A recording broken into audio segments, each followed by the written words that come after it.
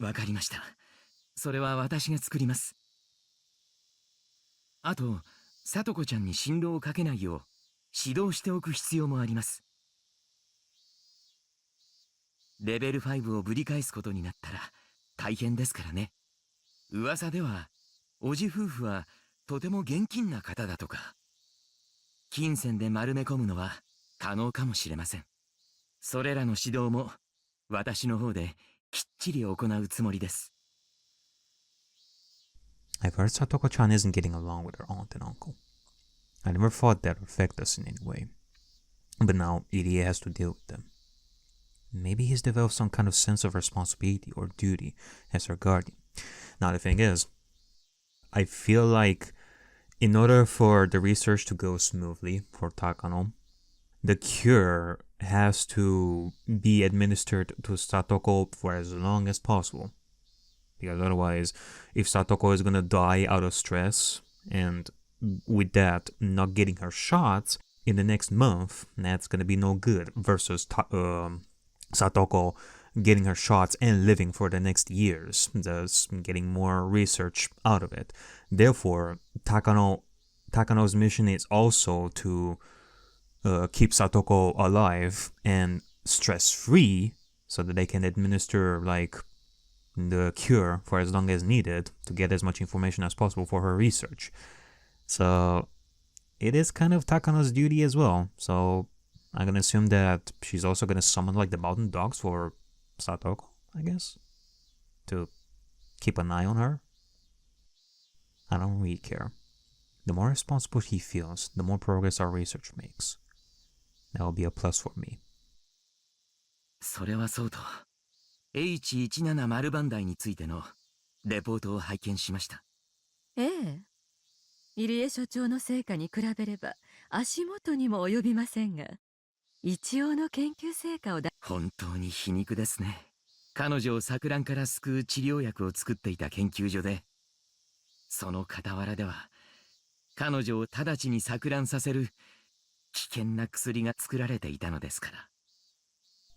Irie wasn't involved in the H170 research. That was my work. In fact, even if I asked him, he wouldn't have agreed to be involved.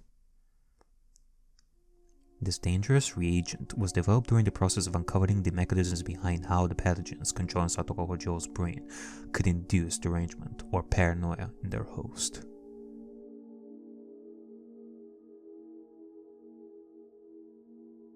To put it bluntly, injecting H170 into a patient with Hinamizawa syndrome forced them to express terminal symptoms. It threw the brain into a simulated state of agitation, intentionally forcing the pathogen to grow unstable. If we continue researching this, it will be possible to drive anyone with Hinamizawa syndrome violently insane at any time. Studying the mechanism behind that will help to solve the syndrome's mysteries. So this study on H170 will be extremely important to future research. I guess creating like a copy of that pathogen, I guess, is also pretty good in research. Also, this medicine has military applications, as the client requested. That too. At this point, there's absolutely no use for it. But once our research progresses a bit further, this H170 could be spread at the right moment to cause a certain type of reaction. Compared to a killer virus, it seems like a useless pathogen. But there's no way to detect it in a dead body, and it makes it look as though the person just went insane spontaneously, so it must have some useful applications. The Marco Polo Bridge incident threatened to end research on Hinamizawa syndrome before. A historically important incident like that couldn't have been created by a killer virus. But it's possible with Hinamizawa syndrome. The elders of the Alphabet Project, the sponsor of our research, can think whatever they want about that. I don't care how they use what I've learned. My purpose is to solve the mysteries of Hinamizawa syndrome, and to make people realize how important this research is. Also, to make people acknowledge my grandfather's accomplishments and achievements. Any military applications were just byproducts of the process that I didn't care about. Okay, so we at very least know that Takano doesn't give a fuck about how the Hinamizawa syndrome is going to be used, as long as it's recognized in any form, I guess. クライアントにとっては高野さんの成果の方が喜ばれるでしょう。来期の予算取りが楽になるかもしれませんね。情熱だけでは研究は続けられませんものね。Like, Takano definitely doesn't have like a patriotic bone in her to give a fuck about how the Japanese military / the government are going to be using the H-170 for military purposes and all that. I don't think that she cares about that. 先立つものがなければ。これだけの潤沢な資金を提供してくださるスポンサーさんには頭が上がりません。これだけのお金が公費から出ているのですから。日本という国は私たちが想像しているよりずっと豊かなのかもしれませんね。Now, of course, the reason why they're leaving it open for them to handle, to give this, like, all this research, like the cure and H-170 to military is for basically money. Research requires a lot of money, and you can certainly get a lot of money from military, that's for sure, so... 公費は公費でも表に出せない黒い公費でしょうけれどね。Iria has no idea what I had to go through to get that money. Anyway, our research is going extremely well. We don't know what we'll find about Hinamizawa syndrome, but I'm sure every mystery will eventually be solved. I can hardly wait. What the syndrome indicates is that humans are simply empty containers, and what we believe to be our will is simply the actions of parasites that live in our brains. If that mystery was solved, it would have a greater impact than anything else in history. That is a truth which nobody wants to believe. And this is an achievement my grandfather predicted back during his time. I know now. I know the reason why my grandfather was so fascinated by his work.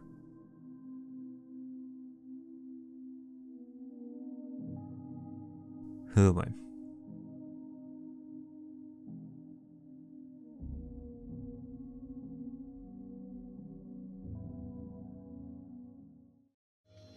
Distrust of the mother of a queen. Okay. Rika has developed a high fever. A very high fever. It's not flu season, nor a season for any type of contagious disease. I can only think of the suspicious experiments Rika has gone through. Maybe the fever is being caused by those. Her growth is rather slow compared to other children her age.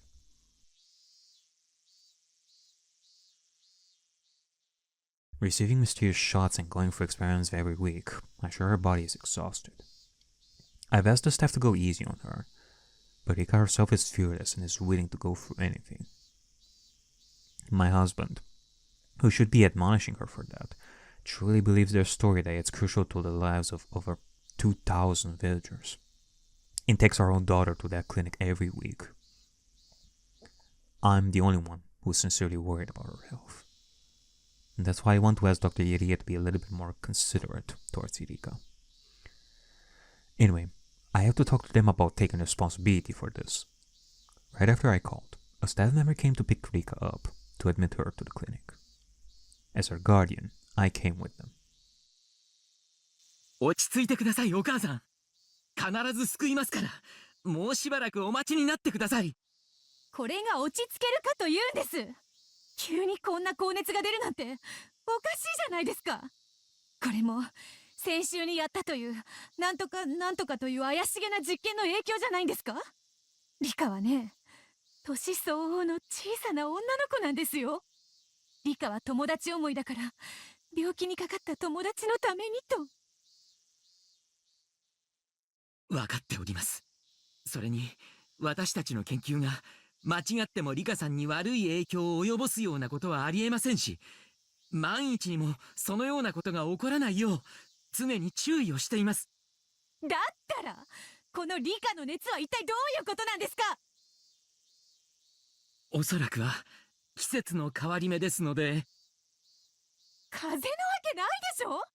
あなたたちが妙な薬を注射したからに決まっています。 Dr. Hirie only told me to calm down and refused to accept responsibility. My husband told me this is all for the sake of the village, and that's why I've held back my doubts until now. But I am at my limit. Their existence has been suspicious from the beginning. They're conducting their research in secret, using a privacy policy as an excuse. That was shady enough on its own. It's just impossible.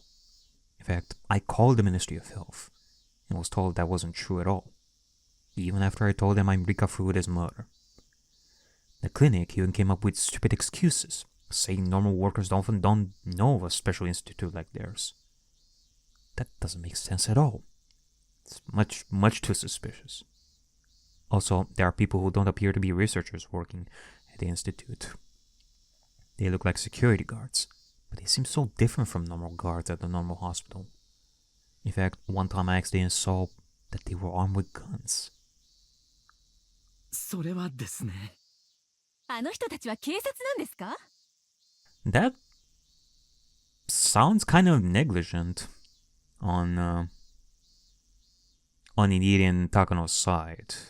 Like, you know, we do understand the importance of Hinamizawa syndrome and thus how developed and heavily secured this place is, but they still gotta act like a typical hospital for a typical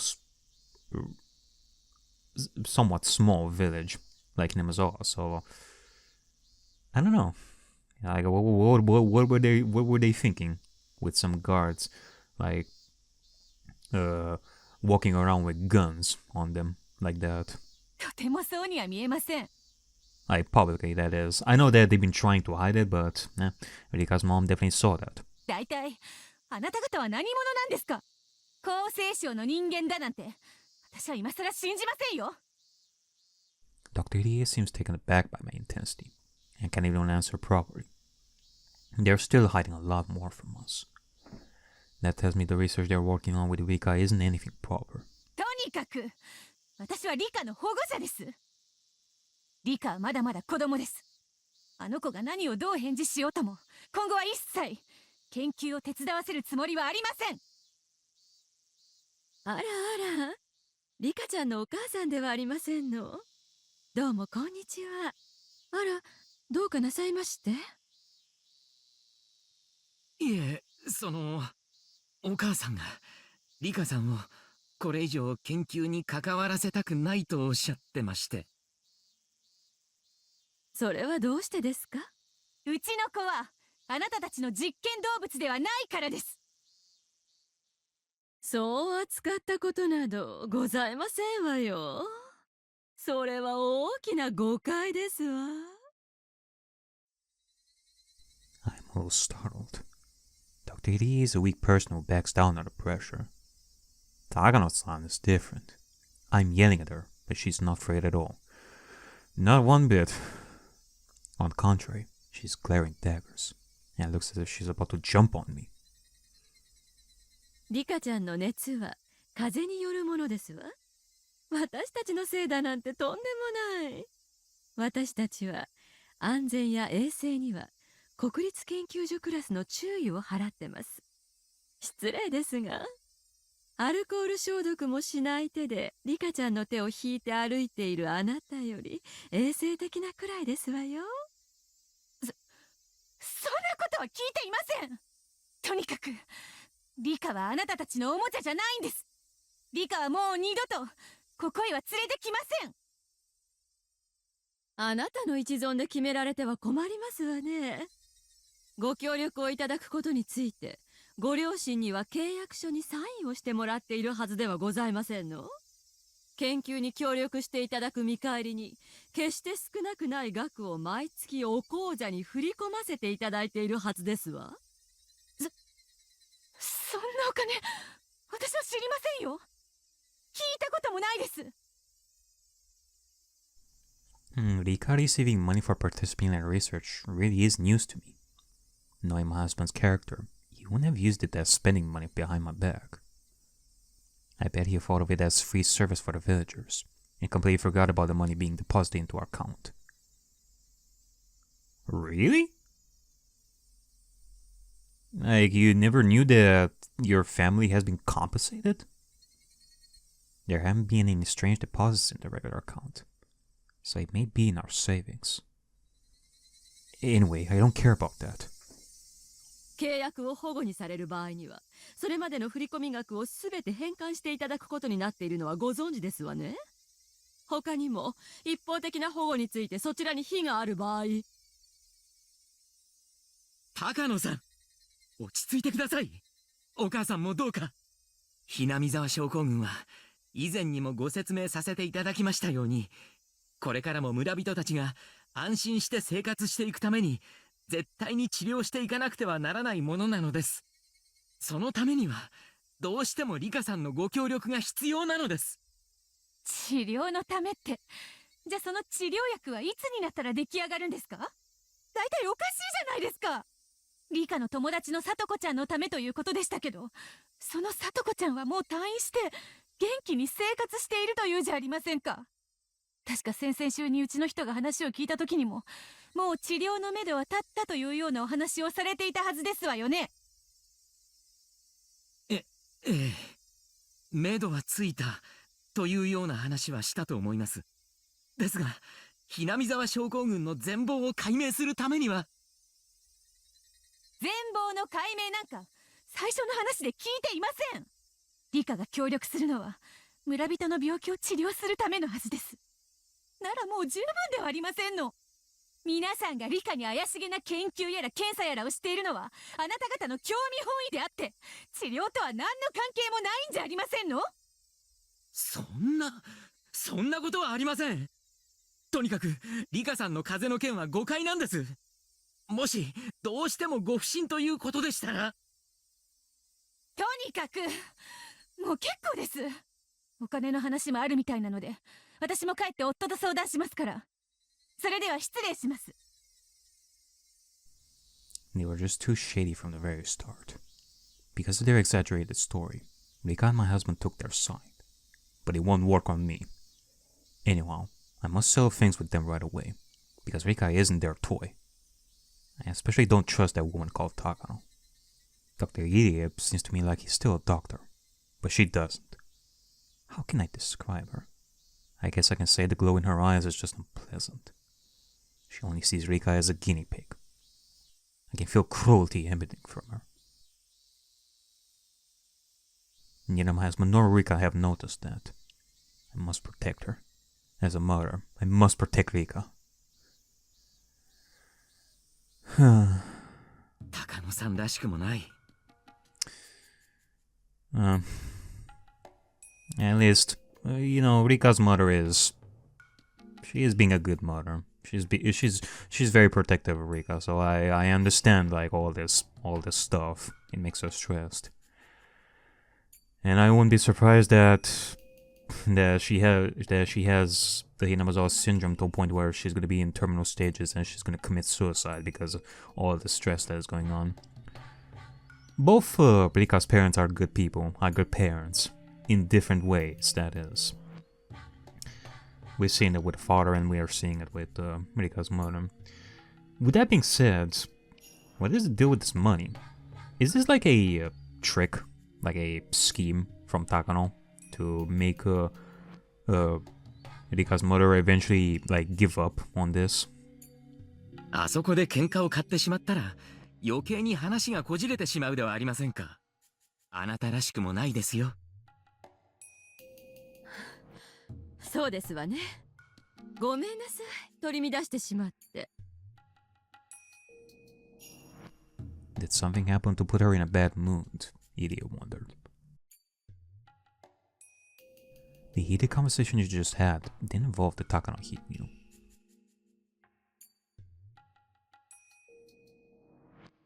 Sheesh.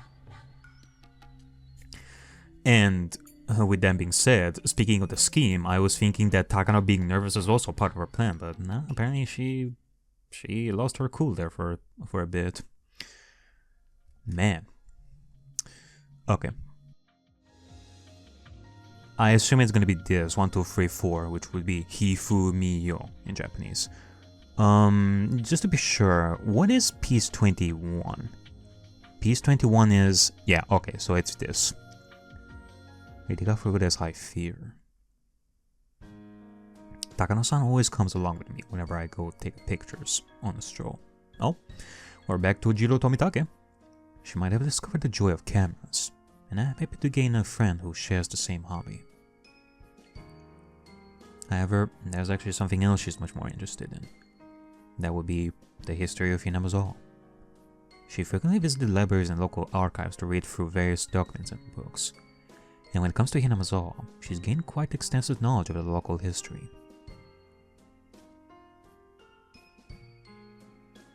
When she's in a good mood, she tells me about things like how Hinamizawa used to be called Onigafuchi Village, and how the villagers there used to perform various cruel ceremonies based around the worship of Oyashiro-sama. It seemed she loved tales of violence, and that actually gave her a mysterious charm. On the other hand, I don't do well with grotesque things, so I can hardly say anything in response. The stories of cruel ceremonies that she gets excited about, I don't really get them all that well. However, with the way her eyes light up when she talks, I don't mind spending time with her even if I have to hear about cruel things. 高野さんはそういうのを調べるのが好きだね。あら、だって楽しいわよ。封印された過去の暗黒史を紐解くなんて、とてもワクワクすることだとは思わない？ Takano-san smiled in a way that almost made it sound like a dark past or something fun. But of course, it isn't. The dark history of Hinamizawa that she loves is something cruel and atrocious. The dark history of Hinamizawa that she loves is something cruel and atrocious, like the witch hunts in the Middle Ages. それに、Hinamizawa症候群を調べる上でも、とても役立つことなのよ。何も顕微鏡を除くことだけが調べることになるとは限らない。この寄生虫と長い時間を過ごしてきたこの村の伝承の方がよっぽど重要な何かを教えてくれることもあるんだから。それもそうだね。うん。高野さんは本当に研究熱心だよな。だって研究こそ私のライフワークだもの。未知の神秘に踏み込み、誰も知らなかった秘密を暴くことってとっても楽しいことだとは思わない？それは多分考えることに悦を感じることができる人間だけに許された最高の娯楽だと思うの。この研究の第一人者だった高野先生もHinamizawa症候群の研究に生涯を捧げるだけの何かを見出し、その魅力に取りつかれていたに違いないでしょうね。多分私だけがそんな高野先生の気持ちを理解してると思うの。研究者でない二郎さんには難しいかしら。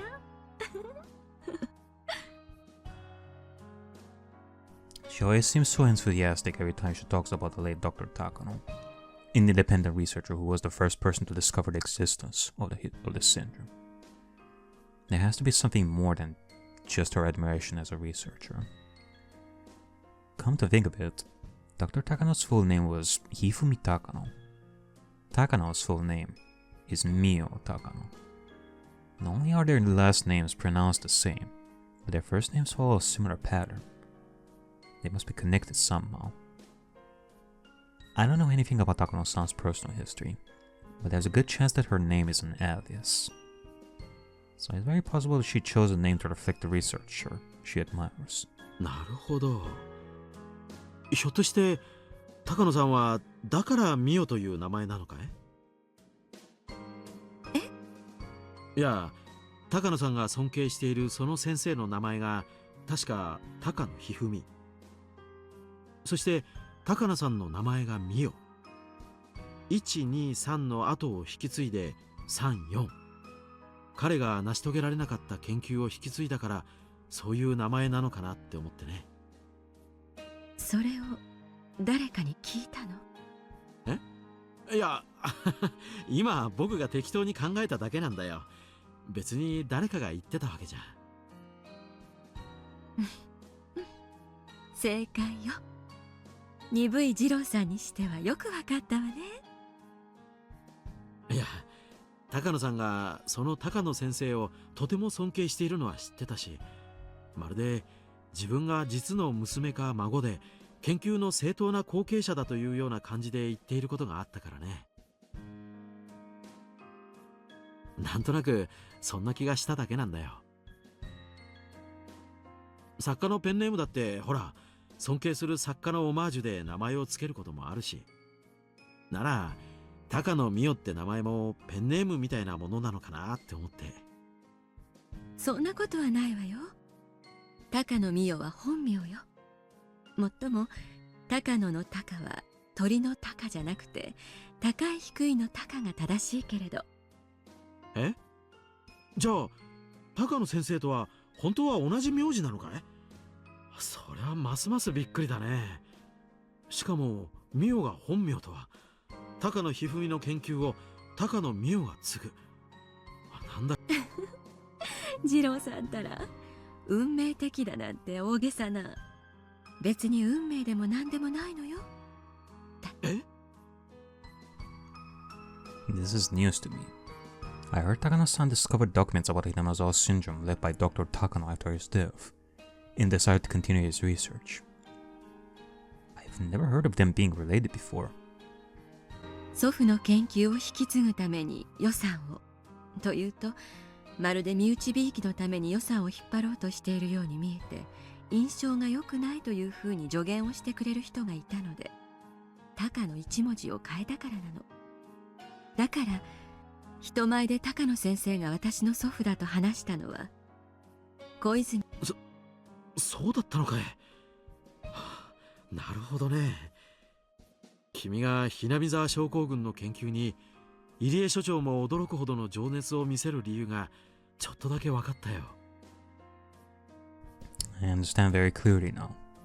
She really did inherit the work her grandfather wasn't able to complete. 祖父も医学的見地からだけでなく、古文書などの文献からもhinamizawa症候群を探っていたの。hinamizawa症候群と何百年にもわたって共にあった村の文献を調べることは、何百倍もの倍率を持つ顕微鏡を除くより価値があり得るというのは、祖父が私に教えてくれたことなの。なるほどね。だとしたら自分の完成できなかった研究をこれだけ立派に引き継いでくれたおじいさんはきっと喜んでいるだろうね。こんなに熱心な孫に引き継げてとても嬉しいはずさ。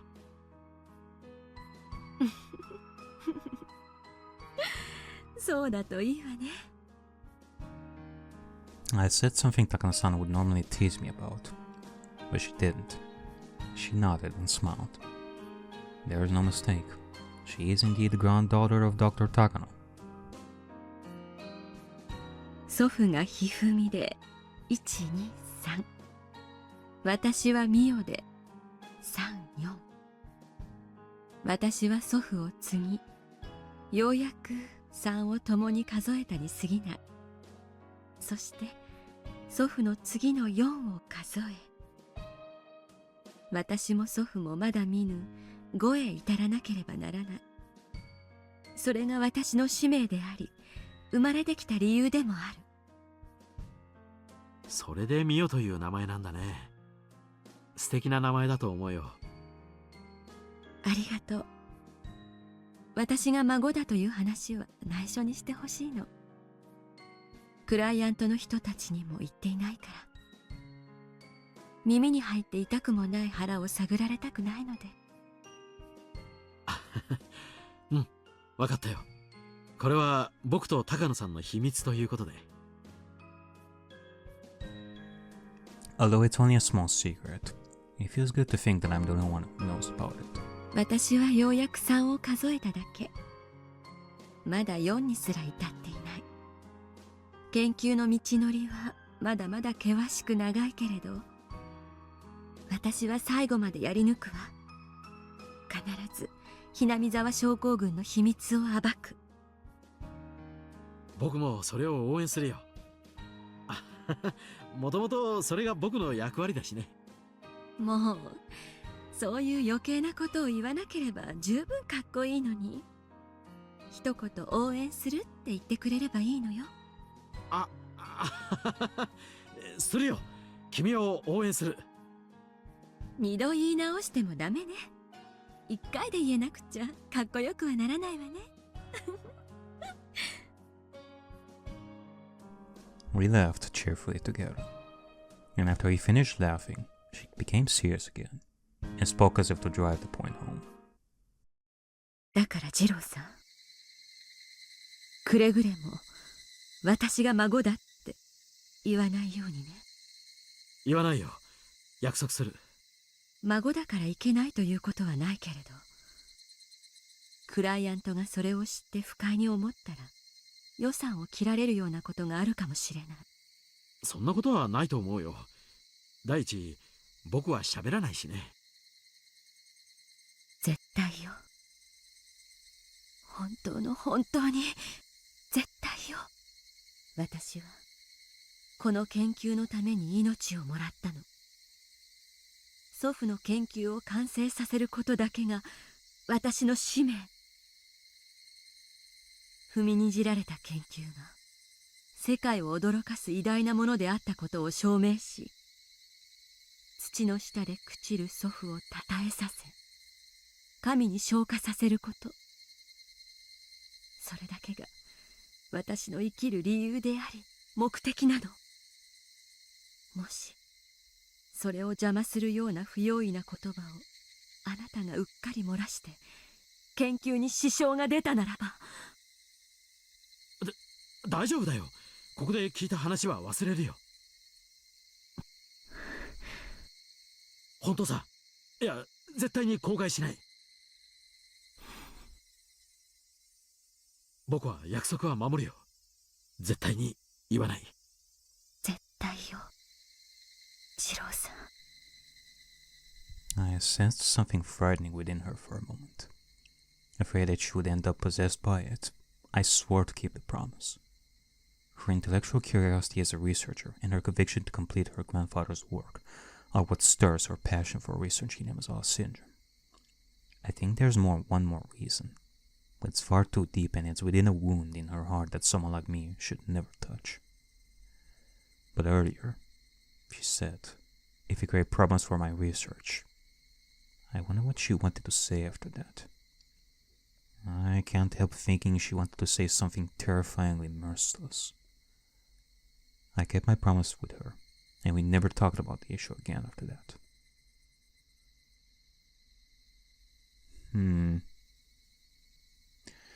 Well, on one hand, and meanwhile I'm gonna look at the next piece that we're gonna be going through, sacrifice number 3, piece 7. Okay.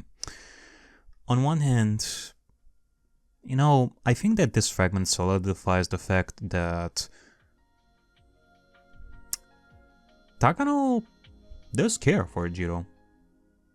She actually has feelings for him, if they had such a discussion right over here. Otherwise, she wouldn't have told him like jack shit. I guess so. Like, she has her interests, and she does think of Tomitake, like, after all this time, in a romantic sense. Because I was thinking that before that he would use him for the purpose of doing research, because otherwise she wouldn't have said this stuff. With that being said though, the research is important to her, and if Tomitake says a single peep about this to other people, that's not good. Yeah, I guess understandably so, if people were to find out that Mio is like related to Hifumi, although not by blood, but still related to him familiarly and such, that's conflict of interest, which kind of decreases Takano's points in the eyes of the government and such. That there is like an emotional side to this, which can be bad for her. With that being said, though, I kinda do have to wonder if at some point Tomitake has broken that promise and made the mistake of sacrifice number 3, which would be this. Rika's father being marked as an opportunist is required. It kind of makes me think if Tomitake has done the mistake and actually told somebody. Because we do need that plot twist that could make Takano's research fail at some point. Because so far the research is going well. Like, it kind of makes me think, where's the twist? Where the twist is that could make Takano's research fail. And I wonder if it's Tomitake saying this stuff to somebody, which kind of adds like an extra point towards Takano killing Tomitake in like every single fragment because of the mistake that Tomitake could have done. In fact, I wonder if there was something like before Tomitake's death in chapter 7 that kind of leads to that Tomitake has done like a mistake that makes Takano kill him like every single time. The situation has changed. It's just that I cannot remember like a single thing. Rika's father suddenly changed his mind about having her help out with the research. When Rika came down with a high fever the other day, her mother, who wasn't happy about her daughter helping in the first place, finally blew up. I was hoping the father would convince her somehow, but now he seems to be on her side. Uh-oh. Rika's father didn't get emotional like her mother, but he demanded that we make our research plans for Rika clear, and that we finish our research within 3 months at most, which was completely unrealistic. Research can't have a deadline. That's out of the question. We cultivate the results by grinding down our knowledge, skills, and time. To take time away from us is like taking away what's vital to live. How could he say such a thing? Curses, curses, curses, curses. Okay. Now I see why Rika's father and mother died.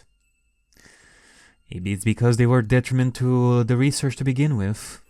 With them being gone, Rika would be the only one to be in agreement. There's nobody who would be a deterrent to the research, and Rika would definitely continue, like, being cooperative with Takano and Irie after their death. Rika's parents are only saying that because they don't know anything about scientific research.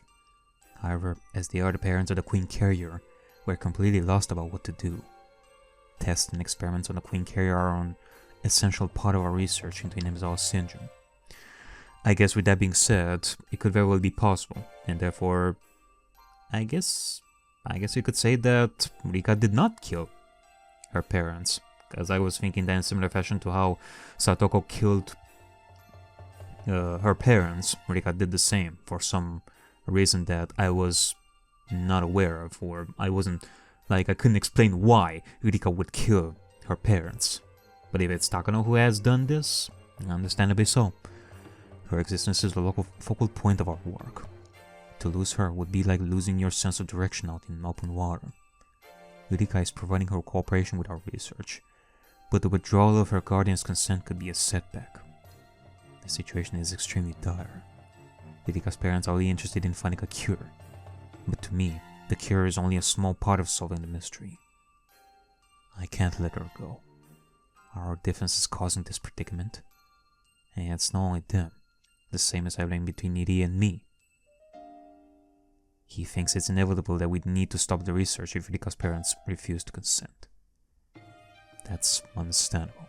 From the beginning, Irie never had the determination to solve the mysteries of Hinamizawa syndrome. He won't back down from the research assertively, but he will passively by agreeing with Rika's parents. Is that the attitude of a researcher who's trying to unravel mysteries? He is the type of man who would step on my grandfather's research with his dirty feet. He is nothing but a coward who is in this half-heartedly. He started to feel guilty over his past the moment he saw blood. He isn't qualified to even be involved in researching Hinamizawa syndrome. He is simply an outsider who joined in because of the client's demands. If I were a man, he wouldn't be here in the first place. While it's true he produced wonderful results with this developmental cure, he seems to think it's alright to close up shop with that. Is he planning to waste everything by being satisfied just that tiny result? That man doesn't have any right to discard my grandfather's research. I can feel my guts boiling. No. Irie isn't the main person at fault. The one to blame here is that woman, Rika's mother. If she wasn't so selfish, this wouldn't have happened. Maybe it's partly my fault. I maintained trust-free relationships and obligations all this time. But somehow, Rika's mother and I didn't get along, so I didn't try to socialize with her. I thought it was fine because I got along with Rika and her father. But now, the mother has influenced the father and changed his decision. What negligence. What a reversal. What a blunder. Irie is saying we should talk to the office in Tokyo about what to do next. But I know once the Tokyo office finds out about this, they'll order us to shut the research down. I worked so hard to even get things started. If they hear anything negative, they'll put a stop to it. I've come too far to complete my grandfather's research. I can't let it be stopped. I still have a little time to think about this. I need to calm down and analyze this carefully. I've always come up with a great plan when I drink my favorite tea and bite my nails like this. I looked up at the ceiling and closed my eyes, as tenderly as possible. There were times where I couldn't find a solution, but someone else came up with a simple one. I've been able to overcome everything that's been thrown at me. I've endured the hell at that orphanage, so I will never let that woman get in the way. Settle your thoughts down. Think about this clearly. Be calm, Mio Takano. Someone else may come up with a better idea. But who? It's not me. It can't be Irie. Of course, nobody from the village would do. Do I talk to someone in Tokyo? No, I can't. I don't want to owe anyone a favor. Even Koizumi-sensei would be disgusted if he finds out I can't solve such a simple matter by myself.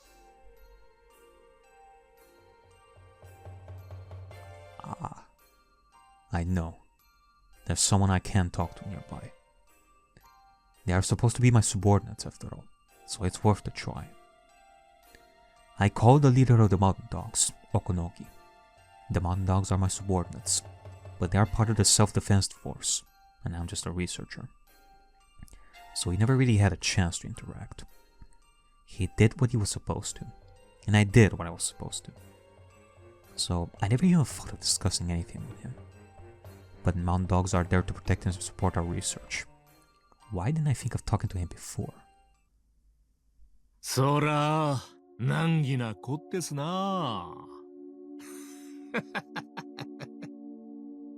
He used to speak standard Japanese, but now he has the Hinamizawa accent.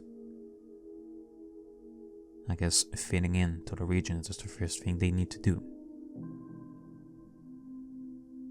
このままだと女王感染者の協力が受けられなくなるばかりか、騒ぎ立てる母親によって研究所の所在が暴かれる危険性もある。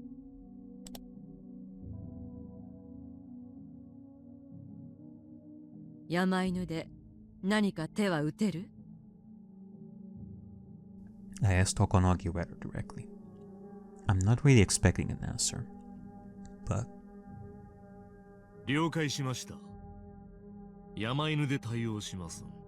お時間をいただければきれいにやりますよ。対応？警察沙汰にならんようにしますんで、少々の準備は必要ですが。難しい仕事じゃありませんね。I'm startled. Because mother is my enemy, but I was thinking about how I could convince her. But the leader of the mountain dogs, the counterintelligence unit whose duty is to protect their research, came up with a much simpler plan. それは殺すということ？入江機関の機密保持にあたっては最悪の場合それも持参ちゅう話のはずですが、もちろんご命令があって初めて実行することですが。 Right. This is a very simple problem to him. Ooh. Okay, you know what? This is actually a very crucial moment for Takano. Because we've seen the extent of Takano's personality by the end of chapter 7. She would kill no matter what, but I guess this is a starting point. Because up until this point, the highest level of unethical in Takano's mind was the use of a still alive person for the research purposes in brain surgery and all that for the sake of research. But up until this point, murder was definitely not in Takano's mind when it comes to it being used in the research. She's gonna become more and more aggressive. Up until this point, she wasn't thinking of murder. Like, God forbid, murder? But now she's gonna find it that it is gonna be quite easy. It is gonna be necessary. And Okonogi is the cause of that. If she didn't talk to Okonogi, and she was talking to somebody, to a completely different leader that is more, normal, then murder probably would have never been on the table for Takano. Murder would definitely not have been in the table to the point where the entire village would be killed. Damn! Okonogi, why? Weren't you supposed to be the one to talk about, without love, truth can never be seen? Granted, again, there is an argument in Yumineko that he was also a bad guy in that, so I guess to some extent I won't be surprised that Okonogi right over here has such a dark murderous history, but damn. Because Mother has started to interfere with our research. Not only that, there's a chance she might talk to people about the Institute. So they will eliminate her. それは確かにうまい手ね。うまくやれるの？そのために来ている我々ですね。大臣の孫の誘拐以来、久々の大仕事になりますわ。Ah, I remember now. The mountain dogs are the ones who kidnapped the grandson of the Minister of Construction and used that to blackmail them. It has been a few years, so I completely forgot about that. They did such a marvelous job then. That's right. That's right. I have the mountain dogs on my side. 実行はすぐにでも可能？ただ殺すだけなら今夜にでも。With that being said, even if Okonogi is basically the source of the brand new idea that Takano could use murder, and up until this point, if it wasn't for Okonogi, Takano would not have thought of murder as an option to continue the research. Once the murder was put into the table, Takano is easily influenced into using it. The second the idea of murder was put on the table. It is because of her personality and her history. I mean, just because she never would have thought about it without Tokonogi, it doesn't necessarily mean that it is something that she has to lose sleep over. She immediately accepts it. Which is kind of sad, honestly. It is really sad that once the murder is brought to the table, like, just lickety split, Takano easily accepts it. ただ、それでは騒ぎが大きくなりますね。周到に監視してから、きれいに蒸発してもらうようお膳立てします。Actually, you really needed just a simple push in that direction, I guess. そのための時間さえもらえれば。And just like a cat's eyes under a bright light, I can feel something in the back of my eyes open up. Up until now, I've been racking my brain trying to figure out how to make her my ally, or at least make her surrender, or pacify her.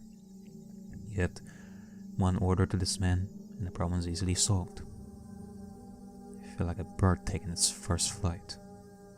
How easily I can get rid of that annoying mother.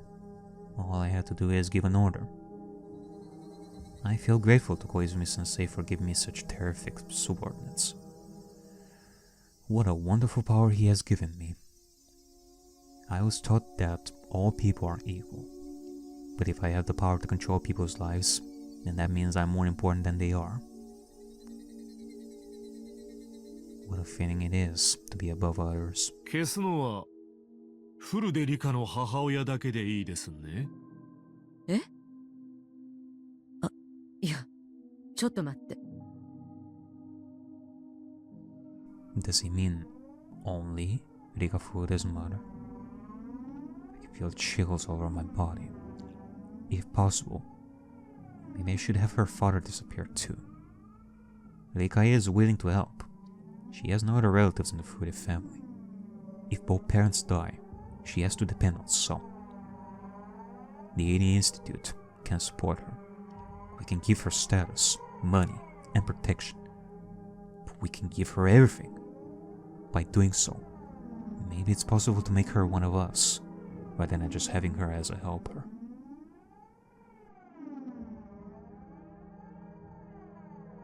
All my worries are melting away. Everything I was just concerned about seems like a joke now. I had such powerful subordinates all this time, yet I never realized. All of my tension is being released, and I start to feel relaxed. I can feel myself regaining my cool head. I'm going to get rid of them. Rika's parents, that is. The Queen Carrier is my guinea pig. A guinea pig doesn't need parents. That's right. It's almost time for the Watanagashi festival. If they die on that day, people will call it the curse of Ayashiro-sama. The murder case from 2 years ago and the accident from last year are two separate incidents. Yet, because they happened on the day of Watanagashi, they're being called the curse of Ayashiro-sama. Okay, so, the idea of hiding these murders as the curse of Ayashiro, it's nothing new. We've talked about this since chapter 1. But, I guess now the mystery is solved when it comes to that. The first two cases, the death of the manager in 1979 and the death of Satoko's parents in 1980, they coincidentally happened on the day of Watanagashi. Now Takano is using this as them being hidden by the curse. So that's from now on, all the murders are gonna happen on the day of the Watanagashi to hide it as the curse. First 2 years coincidence, third year not so much anymore. Then if her parents' deaths occur on this year's Watanagashi, he'll be Oyashiro-sama's curse 3 years in a row. The miracle of Ayashiro-sama. Also the curse. I'm going to create them. This is a chance for me to ascend to godhood and toy with human fate. The incidents that occur 2 years in a row are said to be curse, but not everyone believes that. However, if it happens 3 years in a row, then everyone has to believe. Because there will be a true curse that's created by me. I'll become Oyashiro-sama. My desire for revenge against God is coming together. ただ消すだけではなんだか面白みがないと思わない？ When I started to laugh, Okonogi grinned to show his interest. 私たちの手でお社様のたたりを作ってみるの。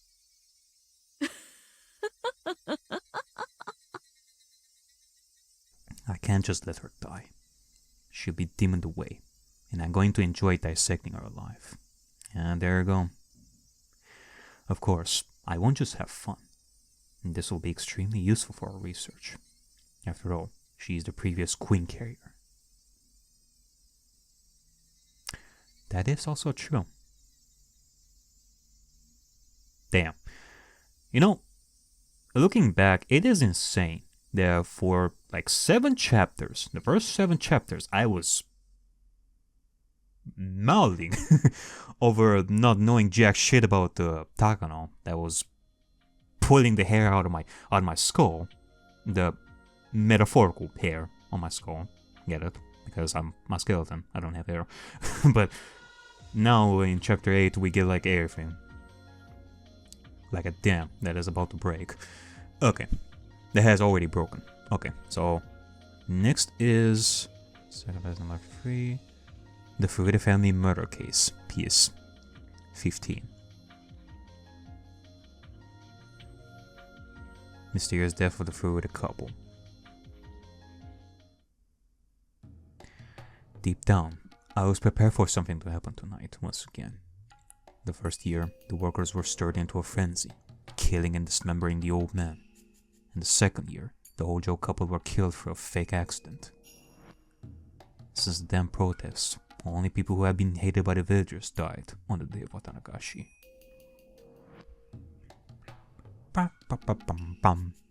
Some people in the village were calling the instance the curse of Shirosawa. Now that the damn protests are over, there will be no meaning in the village's enemies being killed on the night of the festival, I thought. If that was true, then there were still some enemies left over. I thought that perhaps that would happen again on the night of the festival, 3 years in a row. My hunch was right. At first, however, it looked so natural that I didn't think anything of it.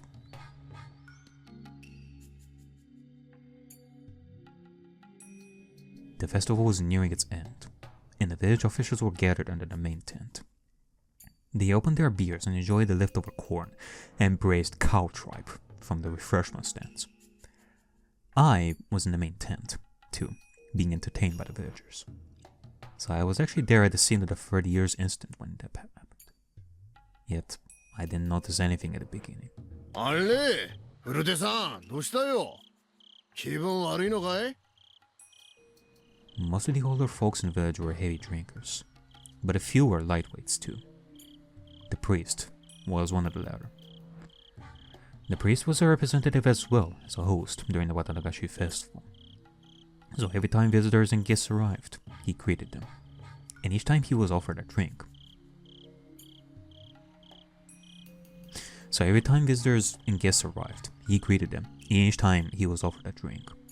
by the night's end, he was pretty worn out. That's why I didn't think anything of it to see the priest sitting by himself in a folding chair. The mayor, Kimiyoshi, was the one to tap his shoulder and ask him if he was alright. 大丈夫？ Wait, from whose perspective are we seeing this? 飲みすぎだよ、きっと。何？胸が苦しいの？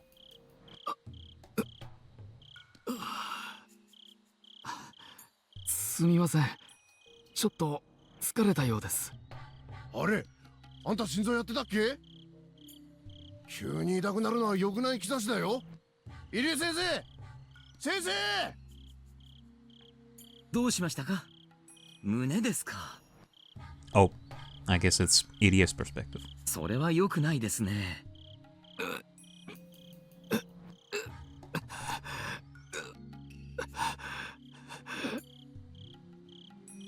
When I saw what was going on, I noticed he was covered in a terrible sweat and was definitely not relaxing in his chair and enjoying the cool evening breeze. His face had a sickly pallor, and I thought he should lie down immediately.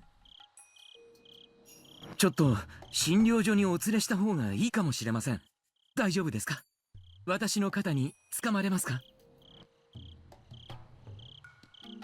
おいおい、誰か手伝ってやれ。神主さん、調子が悪いらしいぞ。うちの人どうかしたんですか？あなた大丈夫？高野さん、ちょうど良いところに。神主さんの具合が悪いようなので診療所に連れて行きます。すみませんが、境内の下に車を回してもらってもよろしいですか？ええ、お安いご用ですわよ。So the priest and his wife headed to the clinic with Dr. Ariakey. I don't know about young people, but they really know their own bodies well. They almost never push themselves to the point where they start feeling ill. Especially someone like the priest. It was hard to imagine him drinking himself sick, The cumulative experience of my years was telling me something. I headed to the Ariakey clinic just in case. I tried to follow their car, but because the festival was almost over and all the stands were closing up, there was a lot of traffic going in and out, making it almost impossible for me to leave the temporary parking lot. More than 20 minutes had passed since the priest was carried in by the time I arrived at the clinic. 20 minutes. If it hadn't taken me 20 minutes, my involvement in this year's incident would have been quite different.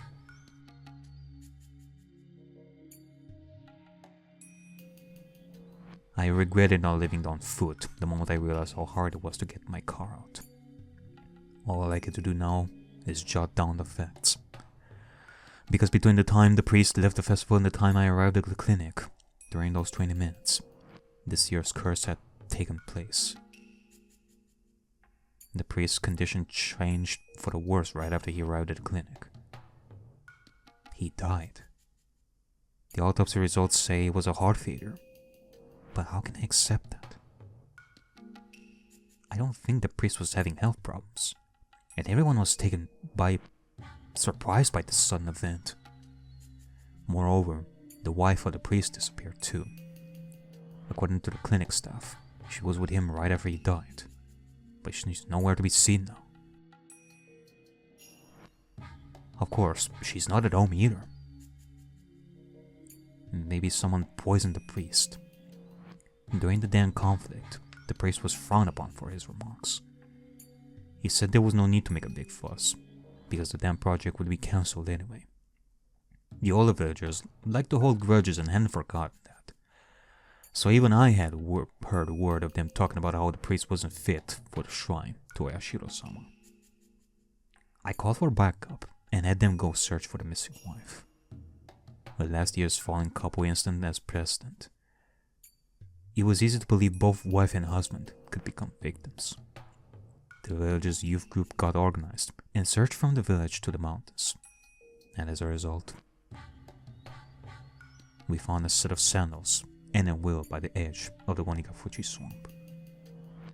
The will said something about how her husband's death was the curse of Yashiro-sama, and she was throwing herself in the swamp to calm the gods' anger.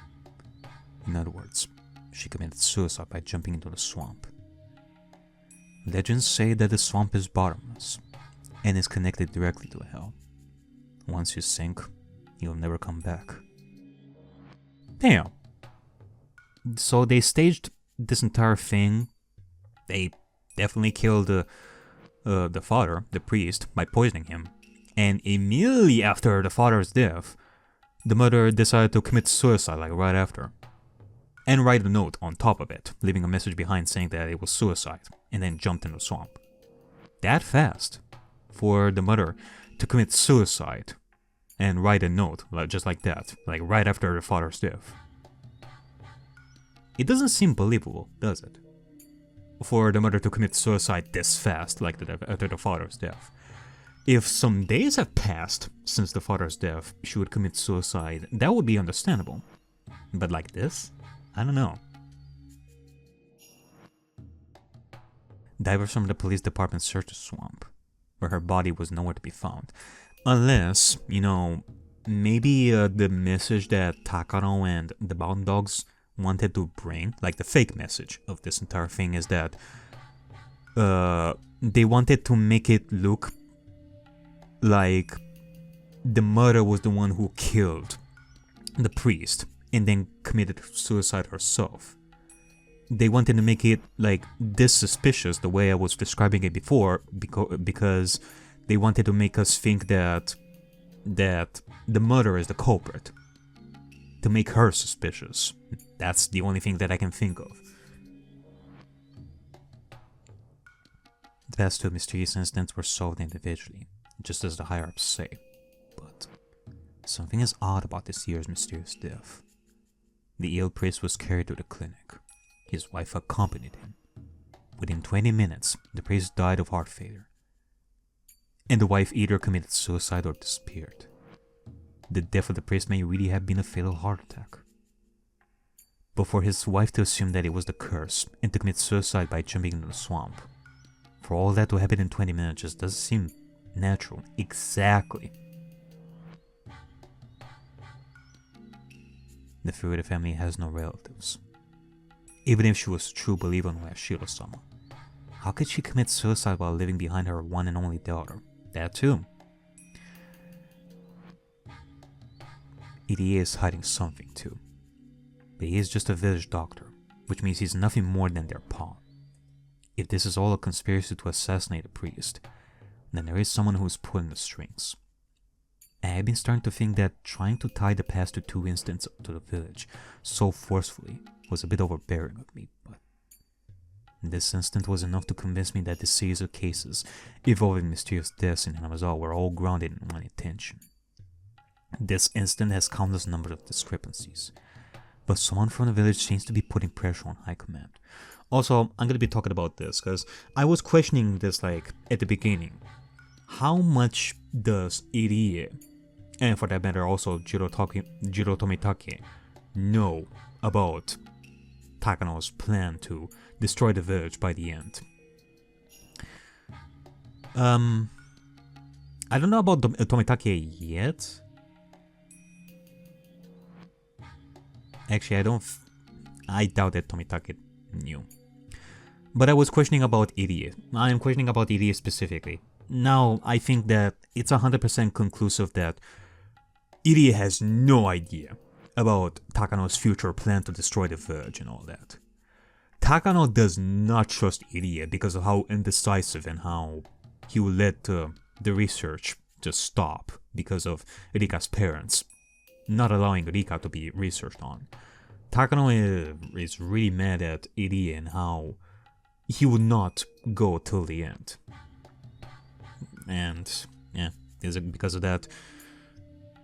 Irie doesn't know jack shit about what is going on around here, so yeah, Irie is definitely not cooperating with Takano to that extent on her final plans. And just like the past instance, this one will be treated as an individual case and end up being forgotten. Since it happened 3 years in a row, everyone in the village will say it's the curse of Oyashiro-sama. I think that's the culprit's goal. After the war, belief in Oyashiro-sama became antiquated. Is someone committing these murders as a ritual to restore that god's dignity? The one pulling the strings must be the Sonozaki family. A few months passed. Oryo Sonozaki said something like, it was natural for that priest to be cursed by Oyashiro-sama, and so the priest's case was lumped together with the mysterious Hinamizawa deaths, otherwise known as Oyashiro-sama's curse. At first, I simply wanted to avenge the old man. But now that the case had grown into an abnormal one, centered on the village's faith, damn it. The old man's killer is human. I will not let it be pushed off onto some nonsense curse. Wait. Okay, I was thinking that we would still be with the Irie, but no, it transitioned to Oishi, because he thinks that it is the Sonozakis, and he's thinking about avenging the old man. And I was like, initially I was like, wait, avenge the old man? Irie? No, it's Oryo. Otherwise, I would think that Irie was also thinking that the Sonozaki family are responsible. No, we transitioned to Oryo, right? Not Oryo, Oishi.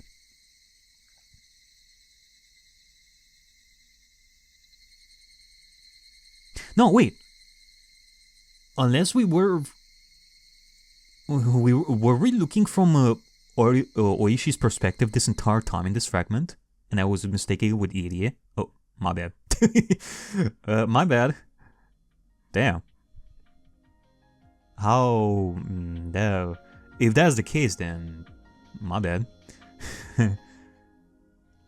Now it's this. Sorry, I was having like a brain fog right over there because of my poor mistake. Hold on. In which case, yeah, I guess so. The priest and his wife headed to the clinic with Dr. Irie. If it was Irie's perspective, he wouldn't have monologued like in third person about about himself. Jesus Christ, I'm an idiot. And it makes sense because like this whole monologue right over here had like an investigative like vibe to it, like, and all that. Jesus Christ. Yeah, I guess so.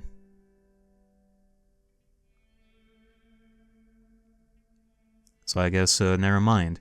There's nothing. There's really nothing conclusive right over here that says that Irie did not know.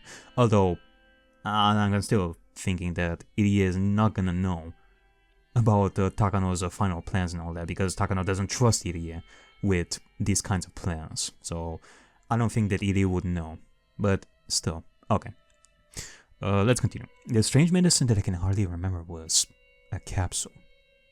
Or maybe it was an oval tablet. So red. It must have been a capsule. I can't imagine a tablet in that color. It must have been a capsule. I think it was a little bigger than a normal one. Okay, well, whose perspective is this one?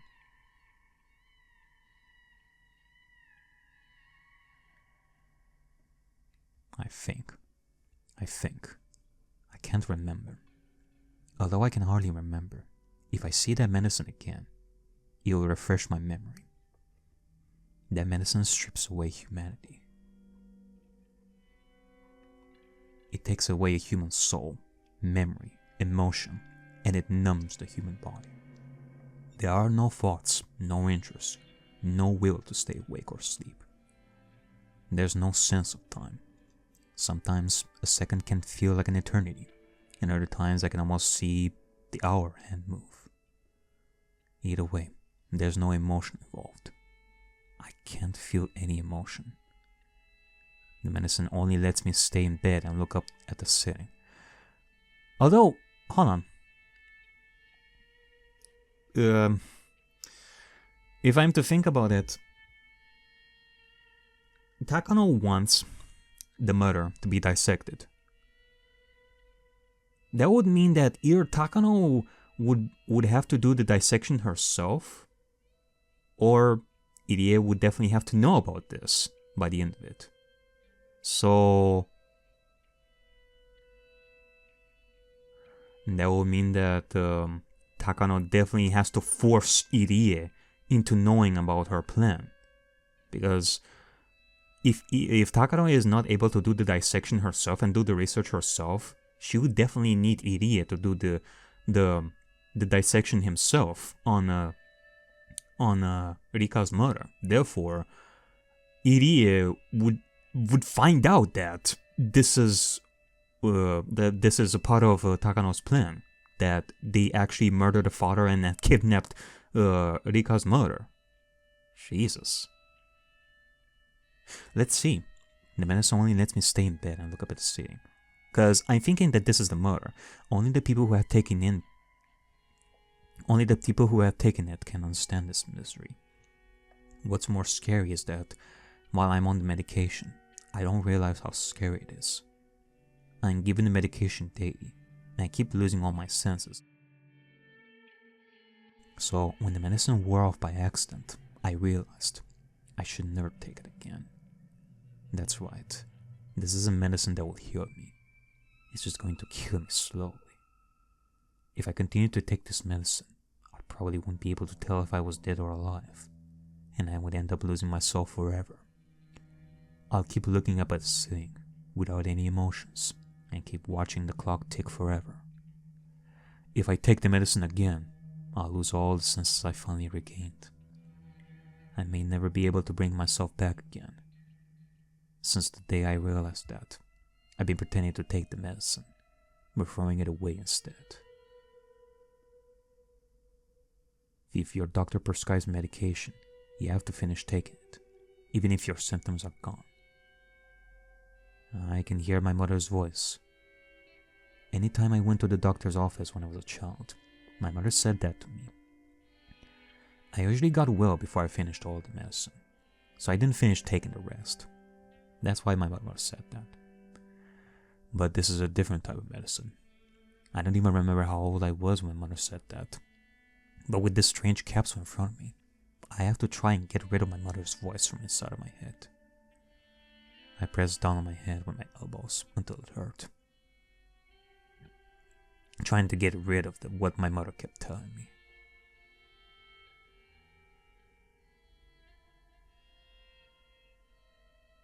Elbows?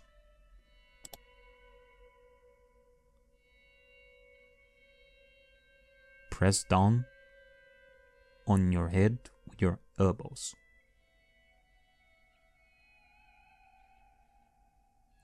Am I the only one who is having a hard time imagining that? Press down on your head with your elbows until it hurts. As my head clears, I start to remember the ugly side of my mother. My mother betrayed her family. She betrayed me and my father, who waited for her at home with dinner on the table.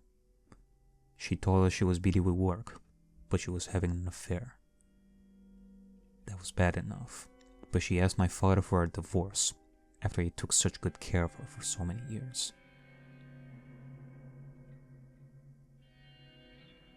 But there's something else I can't forgive her for. She invited only me to meet her with her new family. Not my father, just me. My father and I are family. Family means being together. Yet my mother tried to destroy the bond between my father and me. Not only had she destroyed her bond with him, she tried to destroy my bond with him too. When I remember, it makes me feel angry and hateful, and I can't forgive her. The back of my eyes start to hurt, and I could feel the hatred on my face. That overflowing animosity is aimed not only at my mother, but also the man she had an affair with. The man she had an affair with. Uncle Akihito. I didn't like him teasing me, but he gave me an allowance and tried to have fun with me.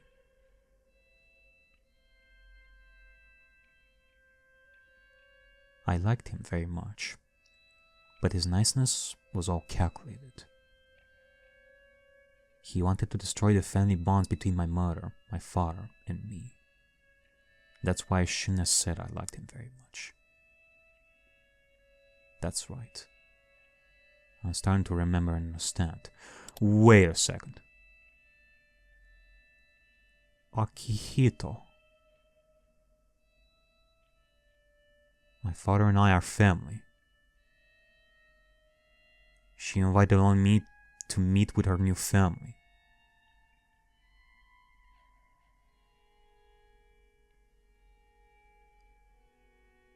She was having an affair. Wait a minute, this is Rena! This is Rena, isn't it?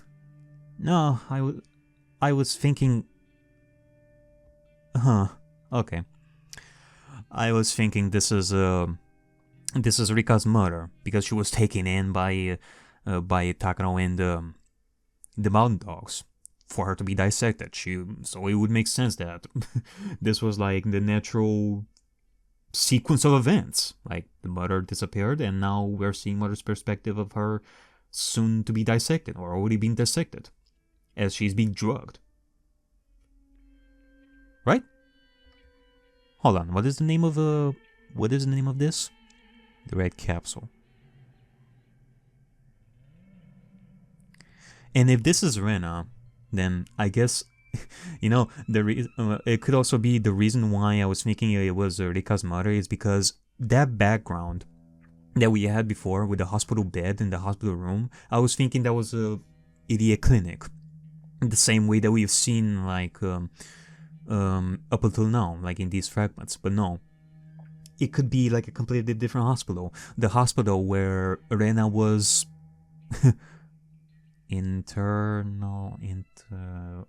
where she was put in. My god. And I know now my true enemy. It was his fault that my mother started to have an affair. Because my mother was a very good mother. He was the one who made her a bad one. So he's the one who deserves the blame. When was the first time I met him? I think it was the time when my mother and I went out and had lunch at a restaurant. She introduced him as one of her colleagues from work. Also, Akihito. Wasn't it that we had this talk about the connection between Higurashi and Umineko? That Akihito was also somebody that was mentioned in Umineko, and this same person was also having an affair with one of the main characters in Mineko, in similar fashion how Akihito would have an affair with Rena's mother in this, that they are the one and the same person, the theory behind that. I think it was Akihito. At that time, if I think about that first meeting, I think I felt something wasn't right with the way my mother acted around him. That's right, I did. I did think something was wrong. It didn't feel right. I wished I trusted my instincts then. I was a fool to think he was a nice person just because he gave me a strawberry from his piece of cake. It was not my father's fault, because I bet he never met Uncle Akihito. But I have. I've met him many times, and there were a lot of chances to realize he was my enemy. If I had a strong enough will to protect my happiness, I could have noticed that. I can't forget how my father looked on that day. My father, who was so nice and gentle, grabbed his knees so tightly and cried so hard. He asked me if I knew Uncle Akihito. I answered yes. Yeah, with that being said, this is definitely Rena. Because if it was Rika's mother who was talking about Rika's grandmother and all that, this feels like a little bit too specific to have like such backstory for Rika's mother of all things. But if it's Rena, he definitely checks in. Then he slapped me in the face. When he slapped me, I finally realized how stupid I was for being taken in by him. That's right, it was my fault. I destroyed the happiness I had hoped to last forever with my own hands. If I hadn't been that stupid, my father wouldn't have had to cry like that, and my mother would have stayed good. If I wasn't that stupid, it was my fault. I can't forgive my mother and Uncle Akihito. Even when I hate him this much, I still call him uncle. I can't forgive myself for that. It was my fault. Everything was my fault. I was too stupid and foolish, and that's why this happened. I hate her. I'm sad. I'm frustrated. I can't stop being angry. If my mother ever came back to this house, I would rip her apart with my hands. But she never came back. My anger turned towards everything that my mother left in the house. I destroyed every relic my mother left behind, one after another. I threw and smashed everything. But that still didn't calm me down. Even after I turned the whole house upside down, I still couldn't calm my anger. Where does my anger gather? It starts from inside of me, goes through my arms, my fingertips, and spurts from my nails. Where else can it go? So my nails aim at my own body. My body is the filthiest and most disgusting thing of all. I am the one to be blamed. No, I'm not to blame. My mother's the most at fault. My mother's the most corrupt. My body and soul feel filthy. I wanted to stain myself back and slice the remaining flesh into pieces. And one day, I finally realized. There are tons of maggots in my blood. I am rotten. I'm rotten from the inside. Come on, rot more. But it is indescribably itchy. It's itchy, itchy, itchy, itchy. I stabbed my thigh with a razor blade in the bathroom.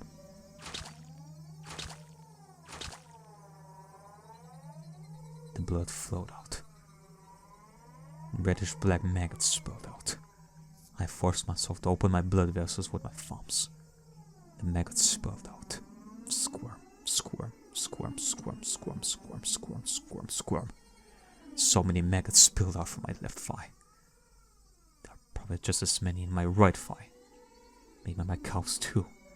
My arms, abdomen, chest. No. How many maggots are there in the blood vessels on my neck? Strangely, although I become rather insane, there's still a part of me that is calm. If I keep ripping myself apart like this, I'll end up dead. But everything is my fault, and I'm the one to be blamed. Even if I blame my mother, the only way I can disgrace her is with my own body. Oh, I get it now. that's the best means for quelling my anger. I feel like I'm thinking incredibly rationally now. In order to forgive myself, I need someone else to blame. It has to be someone else's fault. But no such person exists. No matter how much I think about it, or how I twist the logic, my own body is my only outlet to vent this anger. So long as there's no one else to blame, I'll be forced to rip open every blood vessel in my body. Just like no matter how much I scratch, it still itches. No matter how much I rip apart my own body, it's not enough. The blood is all over the bathroom, and I'm sure it makes for quite a gruesome scene.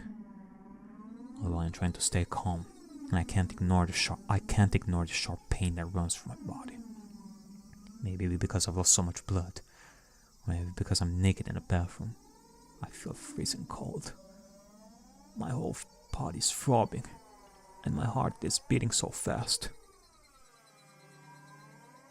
I'm cold and hot at the same time, and also sad, angry, and in pain.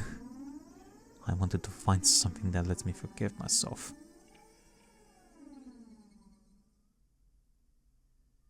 Then he came. He came in a heavenly light.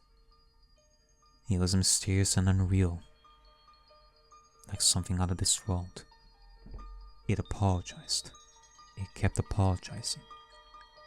Why is it apologizing? You apologize when you're at fault. So this thing I just met for the first time was admitting to wronging me. That means I'm not at fault. So it's at fault, not me.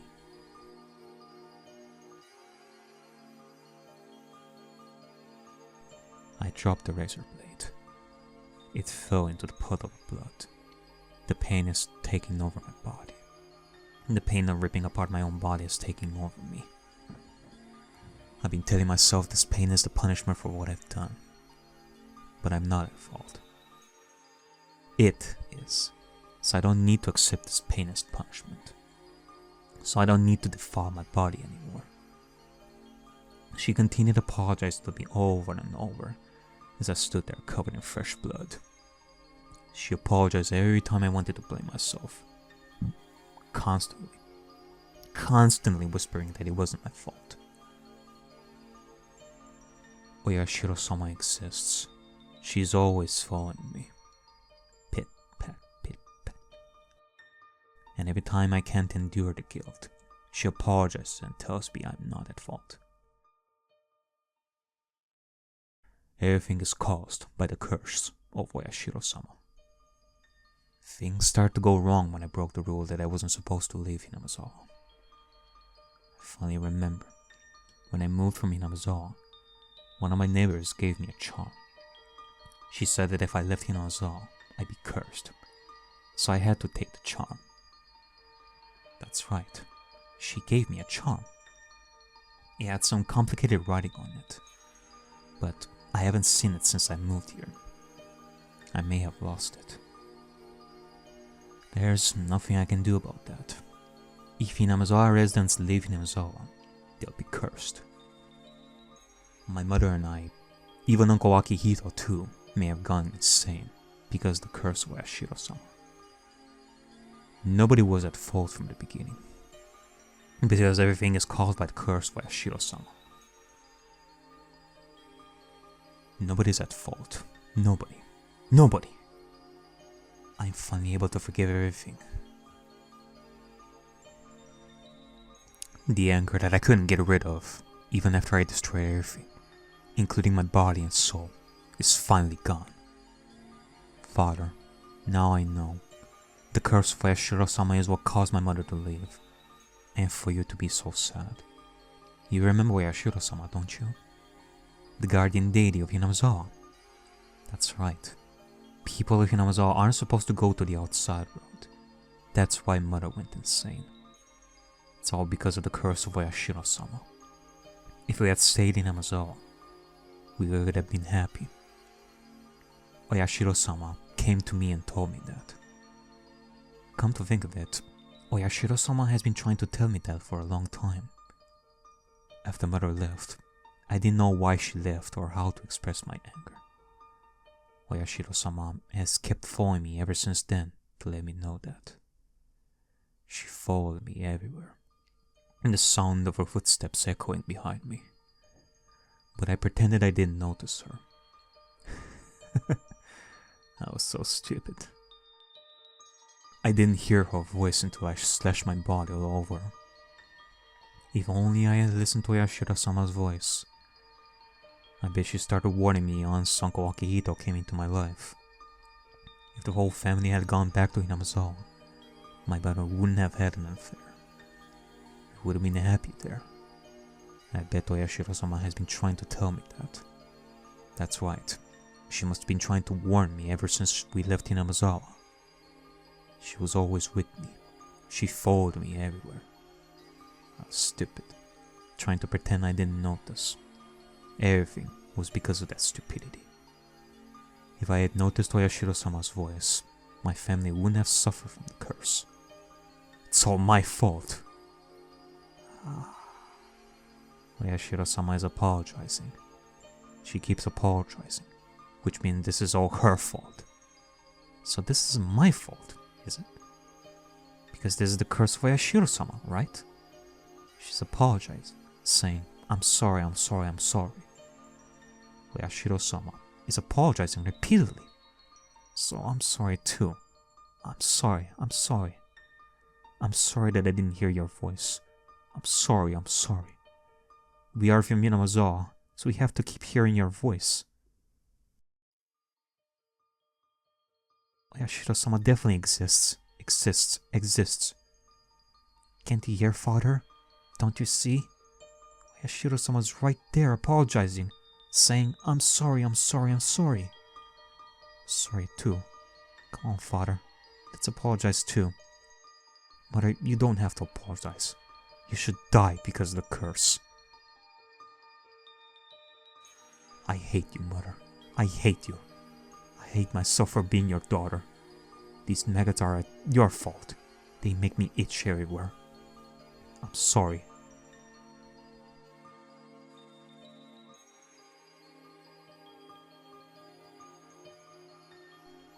Jesus Christ.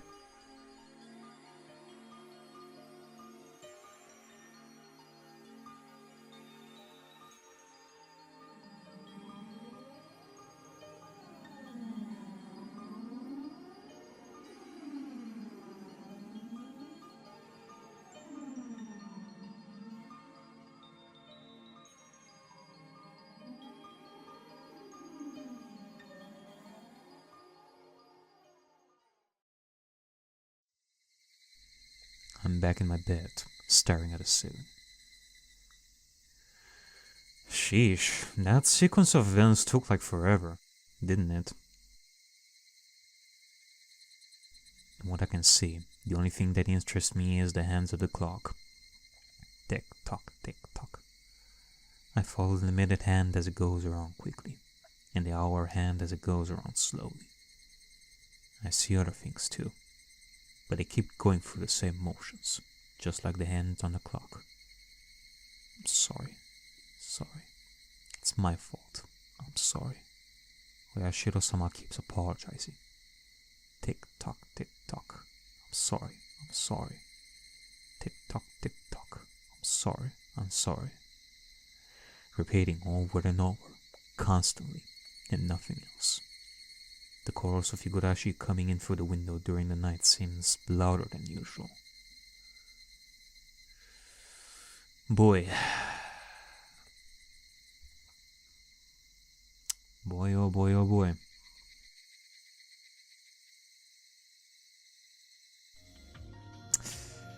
Hey, guess what, folks? We're having something fun going on. For the first time in like forever. Look at this. Satoshi Hojo's awareness of his senses acquired. The mysterious death of the Furude couple is acquired. Alright, let's go!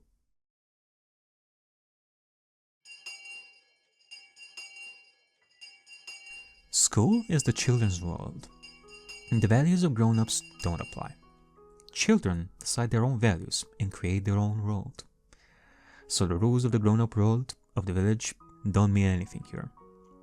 even when the villagers badmouth the Hojo family and try to isolate them. That has no meaning at our school. In the children's world, children decide the rules. Rules they think are irrational don't exist here. That's why, as a representative of the children here, I vow that I will never let any irrational clues come into our world. So I guess this is Mion's perspective. Within the school, no harassment is allowed towards the Hojo siblings. In the very beginning, some boys teased Satoko, but they were punished severely, and it hasn't happened ever since. That's the least I can do to resist the madness of the village. So I hope Satoshi and Satoko both feel that the school is a safe place for them. Satoshi must notice my concern, because he often smiles when he's here. However, I never see Satoko smile. Satoko's classmates used to try to cheer her up, but soon after, they decided that it was best to just leave her alone. I used to try to talk to her, but when I realized something, I stopped doing that. I am a member of the Sonzaki family. To Satoko, I am one of her enemies, so I'm sure she feels uncomfortable to have me around her. All I can do is to watch over her. That's why Satoko is alone in the classroom. That said, Rika-chan is always hanging around with her, even though Satoko told her she was annoying. Satoshi too is always beside her. These two are the only ones who remain by her side. It isn't limited to Satoko, of course. The malicious isolation is still continuing toward the Hojo family, because their hysterical aunt is so hostile towards her neighbors. There's nobody who sympathizes with her. It's wise to know there are fights worth picking and also fights better set aside. If the aunt had even a little tolerance or self-control, this isolation wouldn't have continued. Of course, the villagers were the ones who forced them into that role, even though they weren't related to the issue. But if she had stayed quiet, then it wouldn't have gone so far. The aunt's hostility is one thing, but she's dragging everyone in the family into it as well. The uncle and the aunt haven't been getting along, and he hardly comes home. Both Satoshi and Satoko are forced to live in shame. The aunt vents her stress by harassing Satoko. And this was the same too. The aunt is her guardian, after all. But Satoko doesn't even try to hide her disgust, so things aren't going smoothly between them. If she had behaved like Satoshi, then she wouldn't have been made into a target. So does that mean the sad life Satoko is living right now is something she caused herself?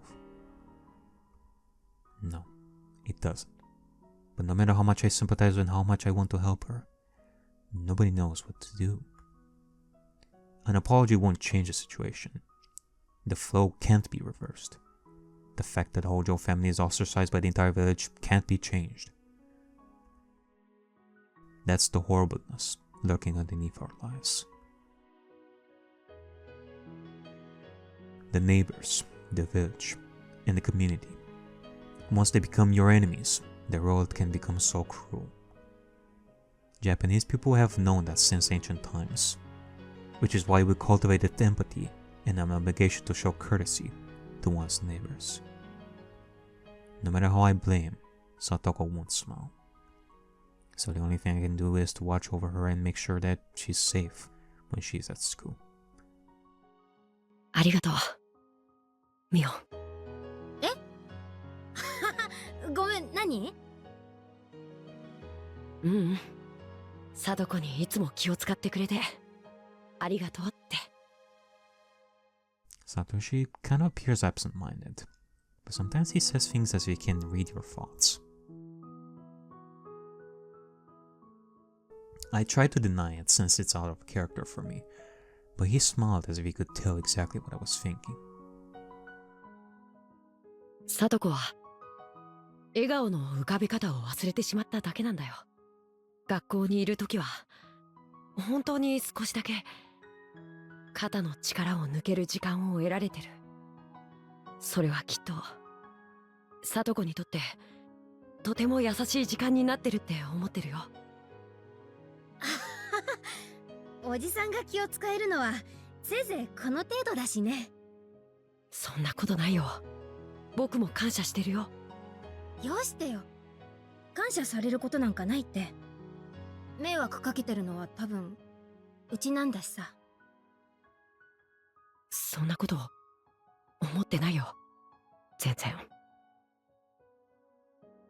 I'm not good at reading people's subtle cues, but I know for sure what he just said is a lie.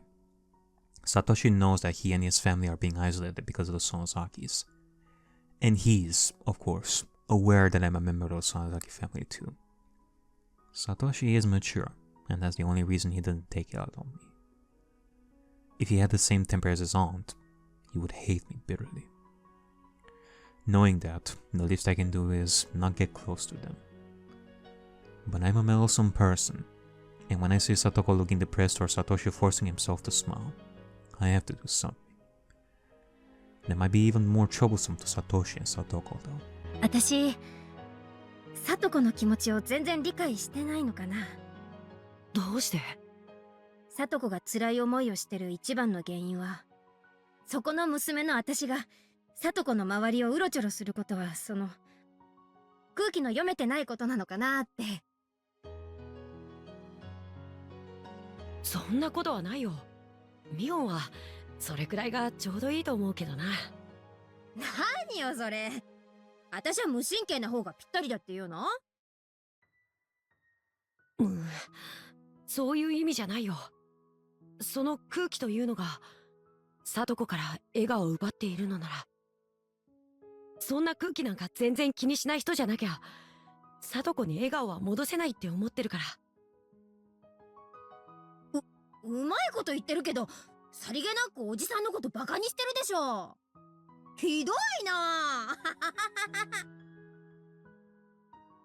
バカにしてなんかいないよ。助けてほしいだけなんだよ。え？僕一人の力じゃサトコに笑顔は戻せない。ミオンみたいな力強い人の助けがいるんだよ。でも私園崎家のミオンだよ。私なんかが無神経なことやったらかえってサトコを傷つけるかも。その空気がサトコを一人ぼっちにしているのに、だからミオンもサトコを一人ぼっちにするのかい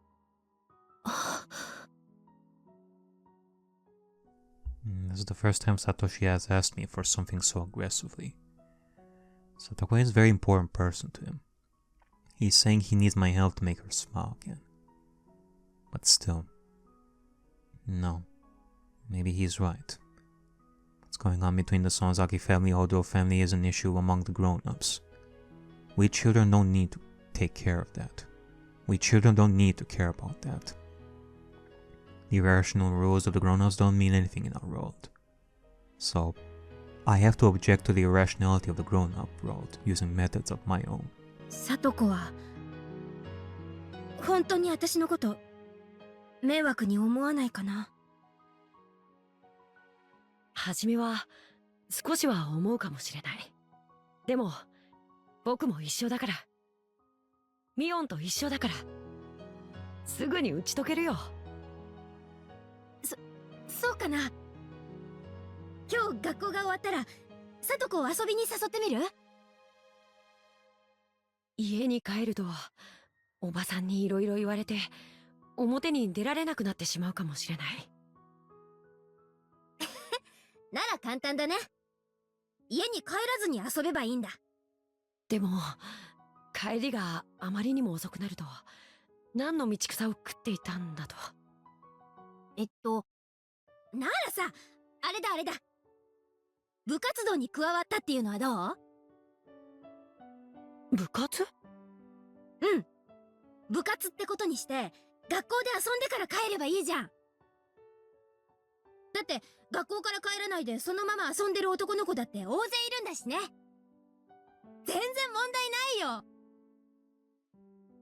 あ、でも服を汚すとまたおばさんに。ならさ、アウトドアじゃなくてインドア中心にすればいいわけよ。それなら服も汚れないしね。インドアってことは教室？ Man. Okay, I'm gonna pause here a little bit so that I can comment on this before we resume this conversation, but man, to think that the origin of the club is started from here for the sake of protecting Satoshi and Satoko to make their lives at least a little bit happier. And so they created a club so that Satoshi and Satoko can stay a little bit longer at school to feel safe, at least a little bit longer. With that being said, also, it is pretty interesting that when it comes to the Sonozaki sisters, we know plenty well how Shion has been trying, like, after quite the fragments that we've noticed, Shion has reached that point where she would try to protect Satoko for Satoshi's sake. And we see somewhat of a similar thing right over here with Mion, trying to make Satoko and Satoshi's lives easier, like in classroom with a club and all.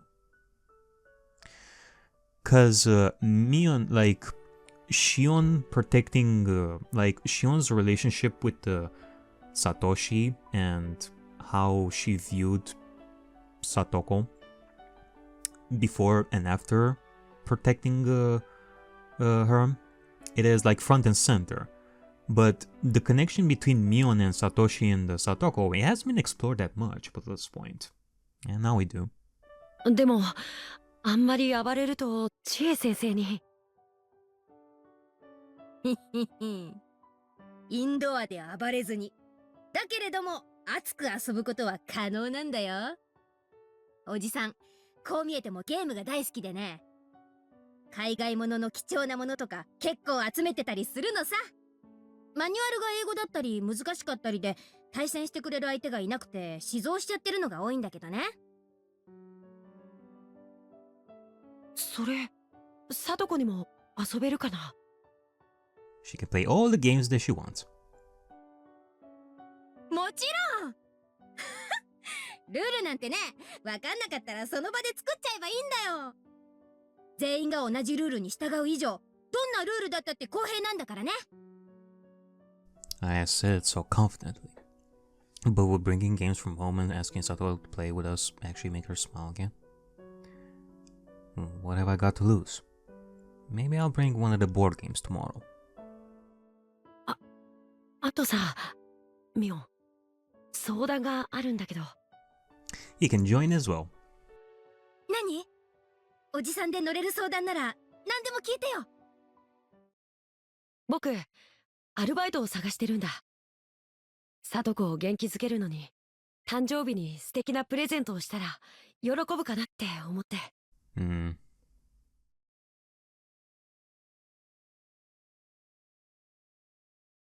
And that's how you're gonna end it? Boy, what a stab in the heart that was. It was all rainbows and sunshine, thinking about forming the club and playing games. And then you reminded me of Satoshi's disappearance. Alright. Next is Rena Ryuugu, piece 37. Which is like immediately right after. Yeah, Rena Ryuugu. Meanwhile, ごめんください。let me eat like a cookie right over here. I'm hungry.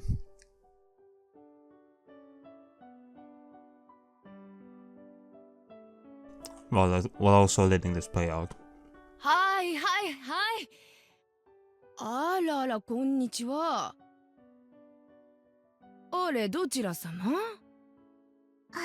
も。私、お隣に引っ越してきました、リュウグウと申します。引っ越しのご挨拶にお伺いしました。どうかよろしくお願いします。あららら。こんな田舎の村にこんな若い子が引っ越してきちゃったのかい。そうかいそうかい、よく来たね。お母ちゃん、お隣さん、引っ越しのご挨拶来られたわよ。でっけえ声出さんでも聞こえてんな。すったらわざわざ丁寧に挨拶すまなっしゃろな。竜宮さんだって。お隣の空き家に引っ越されてきたって。ああ、あんたレナちゃんかいな。大きゅうなって。はい、レイナです。覚えててくれてたんですか？なんね、お母ちゃん知ってんのかい。知ってるもなんと。ああ、お前沖宮に住んどったから知らんか。ずいぶん前に住んでたお隣さんね。そうかいそうかい、戻ってきたんかい。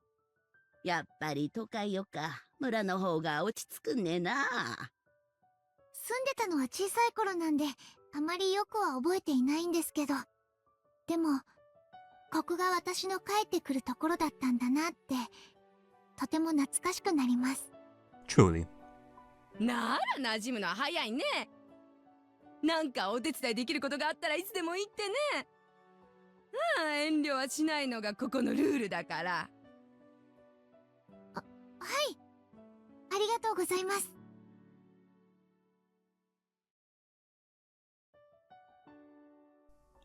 Hold on. I'm still eating my cookie right over here. Like, you know what? I'm gonna let this play out while I'm eating right here.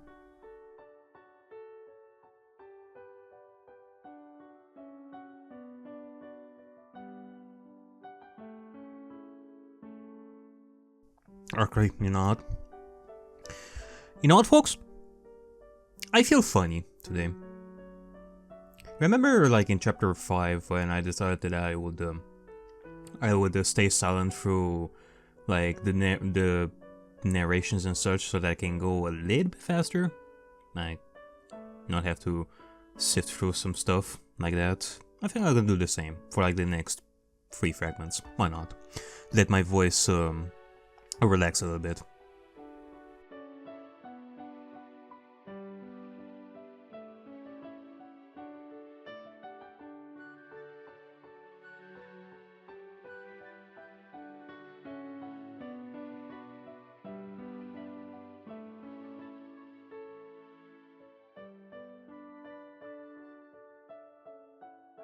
These chocolate chip cookies are like delicious right over here.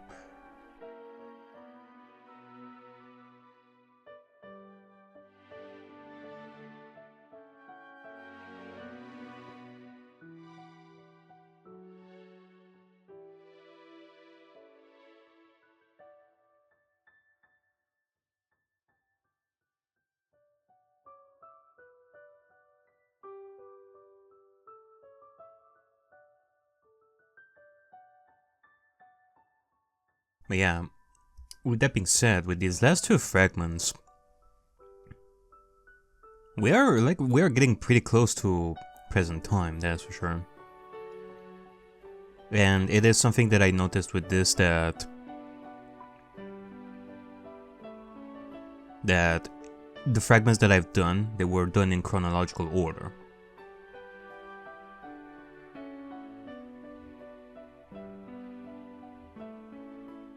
Although there's still quite a lot of fragments left, I am past halfway through, so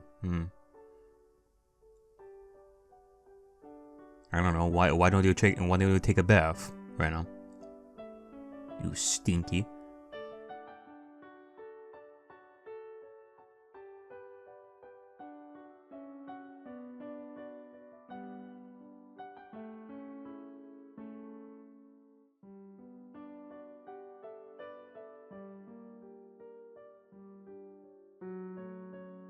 お父さんたちがHinamizawaに住んでた頃にもあったんだけど、今は綿流しという行事がとても大きなお祭りになってるらしい。6月の終わり頃にあるらしいね。綿流し？お父さんも見たことないんでわからないんだけど、体についた汚れを綿に吸い取らせて沢に流す行事らしい。Absorb the filth. 汚れって流してしまえるものなんだね。そりゃそうだ。人間は罪深い生き物だからね。生きてるだけで日々汚れが我が身に降り積もっていくものなんだそうだ。それを年に一回体をお掃除するように綿に吸い取ってもらって捨ててしまおうということらしいよ。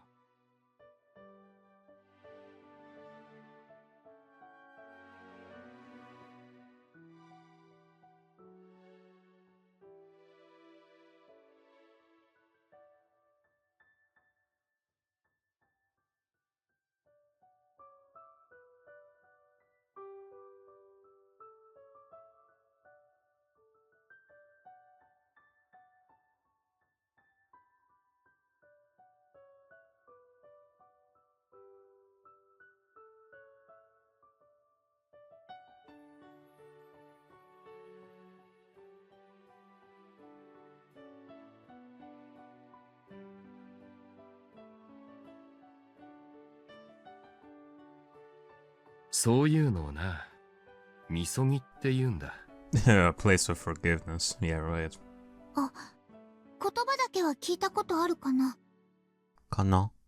日本文化というものは、汚れというものにものすごく厳格だろ。Damn. I was thinking Rena was gonna do another kana like after that, but apparently not. It was always 2 kanas from Rena and 1 kana from me. I was thinking maybe I could do like a 1 Rena, 1 me, 1 Rena one day. 汚れを残したまま表舞台にとどまることを許さない。ほら、政治家や社長で汚職があるとすぐに辞職するのもそういうことだ。汚れた人は表舞台を去らなければならない。悪く言うと、汚れを誰か一人に押し付けて隕石させるわけだな。Reason why politicians accompany residents resign immediately once people find out about their dirty deeds. Oh, I am well versed in that, except it's for with the streamers / content creators who have done some filthy stuff. And once they find out, poof, they're gone.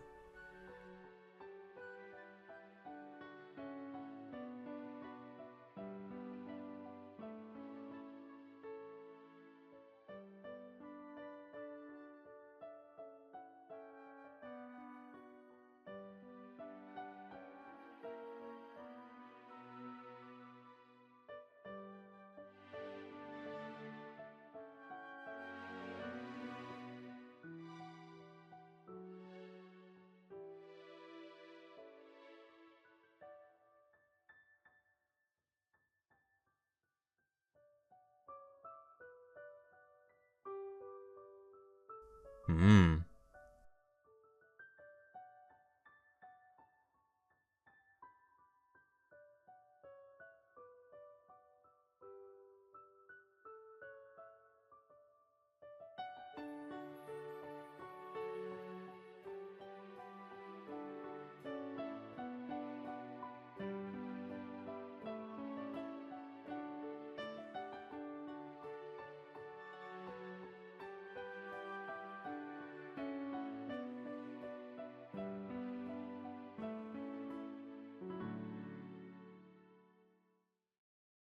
Ah, so this is when Rena decided to call herself Rena instead of Rena.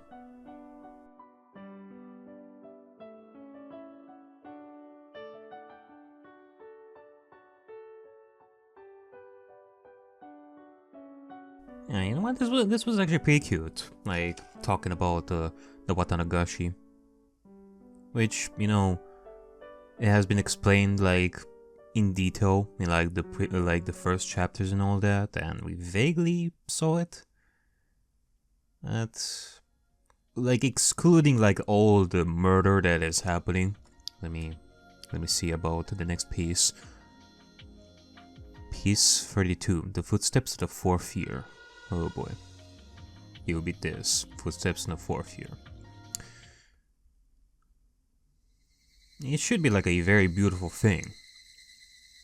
Like being with your friends and like drifting cotton by the river. My harsh and brutal days are still continuing. Nope, you know what? I did say that I was not going to narrate for like the next 2 or 3 fragments, and this is perfect.